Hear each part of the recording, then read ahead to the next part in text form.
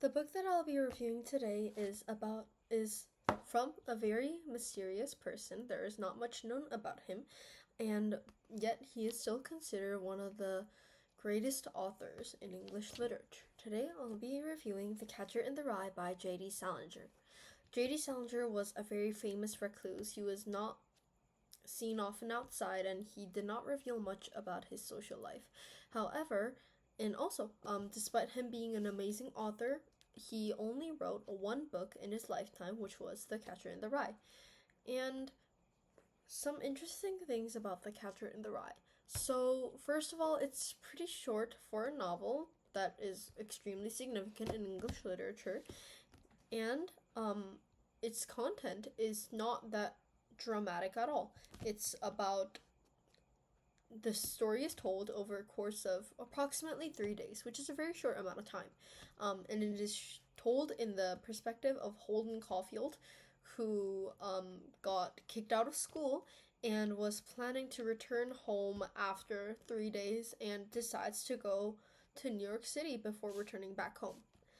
And over the course of these very short 3 days, Holden realizes a lot of things in his life. So, despite there not being a lot of events, I mean, there are a lot of events, but not being a lot of trauma and all these kinds of what do you call it? What would you call it? Sophistication. Like, Holden is a big troublemaker. He's been kicked out of multiple schools, and therefore we know that he is definitely not anyone to be talking about sophistical things. He's just a normal troublemaker high school student who's definitely not doing good on his academics. But Holden realizes that this kind of life that he is living right now is probably the life that he wants. He wants to stay as a child. He really does not want to grow up.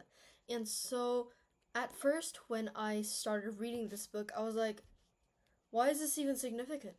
This boy is like absolutely nothing that's close to perfection, or like nothing close to whatever a parent would want their kid to turn out. Like, it's rather the opposite. Like, no one would want their kid to turn out like Holden Caulfield.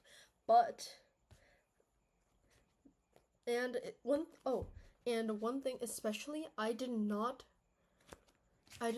know why this book was named The Catcher in the Rye. I thought that there was no connections to the entire story and from this title.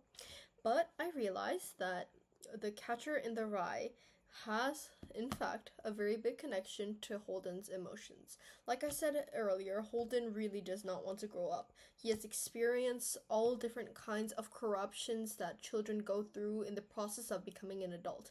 And he does not want to go through that, but he feels like he is. And so he's trying to run away from it. But also at the same time, he doesn't want any of his, like, any of those little kids that are running around in the park to turn out like that. He really doesn't want anyone to grow up. He doesn't want anyone to be corrupted in the name of adulthood, you know?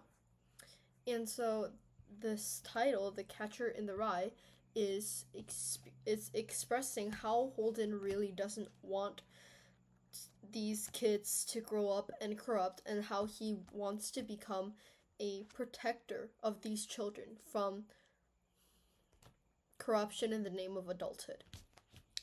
And what is really interesting about this novel is that this was written during, before, and after World War III.